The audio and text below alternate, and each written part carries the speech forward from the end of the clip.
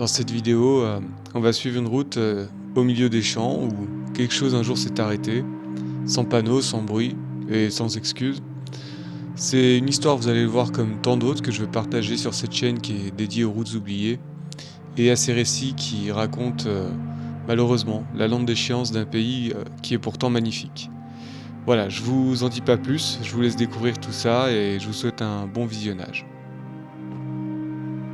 Et bonjour à tous, bienvenue à bord, bienvenue sur la chaîne. On va partager un petit moment de route ensemble.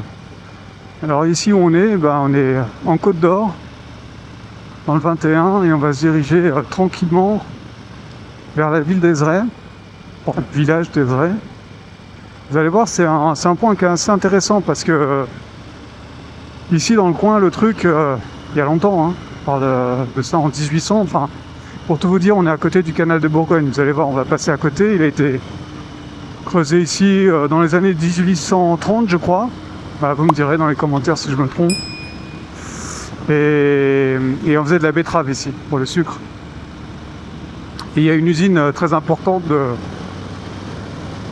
de sucre de betterave qui s'est installée peut-être 20 ou 30 ans après la création du canal. Ce qui permettait évidemment pour un outil industriel d'avoir une possibilité de distribuer la production. Donc ça devait être en 1850, 1860. Mais c'est une belle histoire qui a fait longtemps vivre le coin et qui s'est malheureusement achevée en 2007. Mais je vais vous raconter un petit peu pourquoi. Regardez, c'est joli quand même, hein. On est entouré par des champs. Bon, c'est pas fantastique, mais il y a quand même de la verdure, il y a quand même de la forêt autour. C'est hyper agréable, hyper agréable. Vraiment un beau coin de France. Alors c'est pas complètement laissé à l'abandon, vous verrez, parce que le site a réussi à se reconvertir. Donc ça c'est quand même une bonne chose, il faut le noter. Mais évidemment, ce sera jamais à la hauteur de ce que c'était. Bon, vous allez voir, on va passer à côté, c'est vraiment... ouais, c'est assez impressionnant parce que c'est quand même un grand site qui est là, un peu au milieu de nulle part. Là voilà, on arrive dans le petit patelin des Chigés. Très sympa, très joli.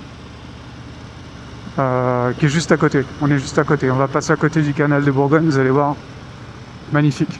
Très belle balade à faire. Je vais pas la faire en moto parce que je pense qu'il y a des gens qui doivent se promener à vélo. Et j'ai pas envie de les polluer, les pauvres. On va les laisser tranquilles. Hop. Donc, là, sauf erreur de ma part. Ouais, c'est ça, on va tout droit. C'est parti.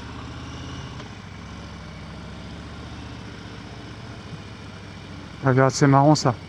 T'as un petit pont pour accéder à ta maison. J'espère que vous voyez bien. C'est génial, là aussi. Génial ça. Magnifique. Hop. Alors, on est juste à côté, si je me trompe pas.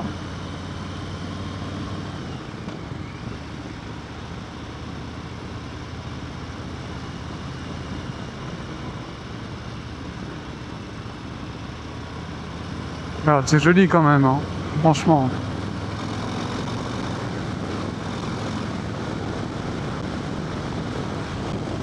Vraiment agréable. En plus, on a un temps nickel, pas trop chaud, pas trop froid. Super.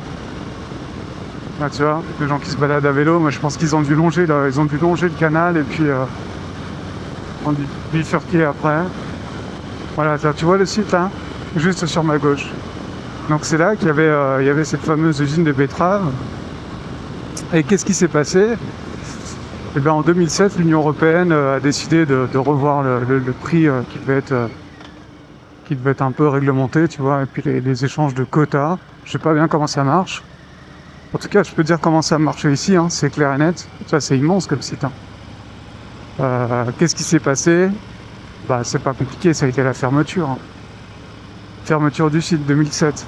Donc il y avait, je crois, à peu près 350 planteurs, plus des saisonniers, plus tous les emplois que ça générait autour. Donc c'est quand même une usine dont tu te dis, attends, on va essayer d'aller faire le tour. On dirait que c'est du transport, tu vois, c'est du transport maintenant. On va essayer d'aller faire le tour. Je crois qu'on peut. Essayer d'aller voir ça d'un peu plus près. Et donc, Donc c'était une vraie activité, et puis ça marchait bien, comme je t'ai dit, avec le canal qui était juste à côté.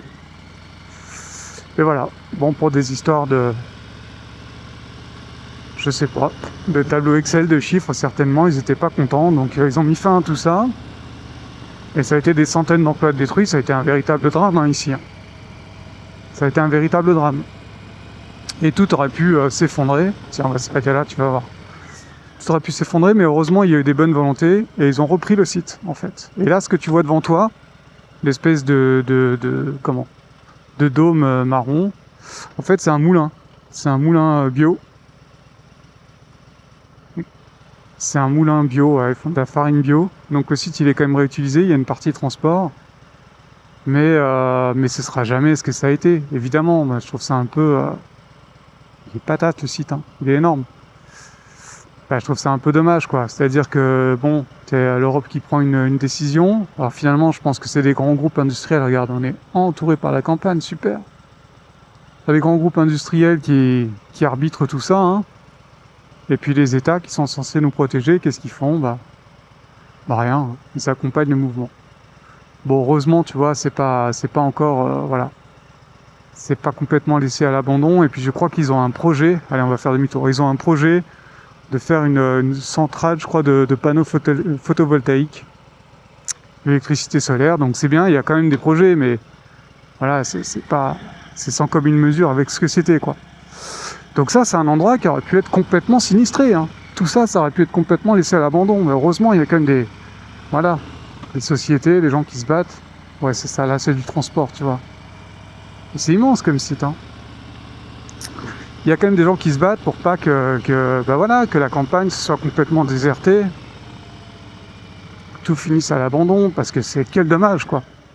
Quel dommage, quand tu vois un endroit comme ça, c'est magnifique. Personne. C'est magnifique, il fait bon vivre ici, et je te le dis d'autant plus facilement que moi, j'ai été longtemps en région parisienne.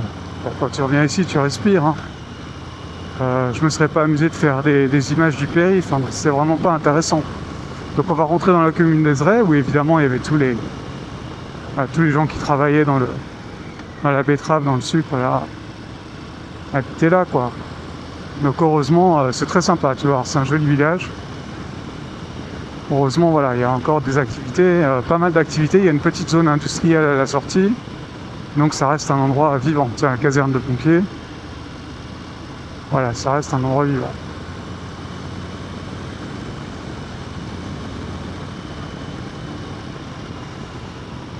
Ah, très joli, regarde, parc magnifique. On se régale ici. Ouais, c'est beau.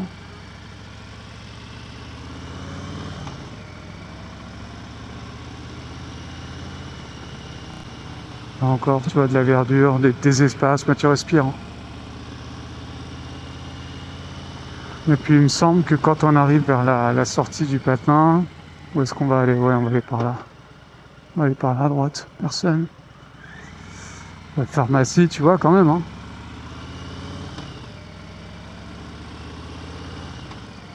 Là, tu vis quand même dans un cadre hyper naturel et t'as tout, quoi. T'as la pharmacie, tu vas voir quand on va sortir. Et tous les commerces, magnifique cette maison, hein.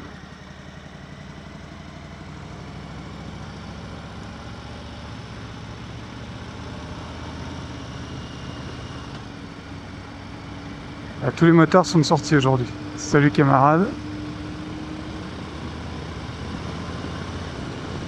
Voilà, c'est des nouveaux lotissements. Écoute, j'habite pas dans un château personnellement. Même pas en maison d'ailleurs, hein. Je suis en appart, donc je vais pas faire de snobisme, mais je trouve que c'était vraiment moche, hein.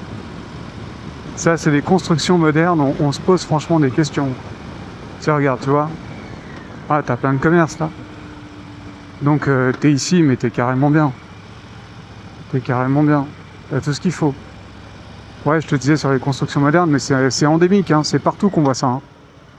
Construisent des trucs, bon ok, c'est fonctionnel, c'est pratique, y a pas de souci, quoi.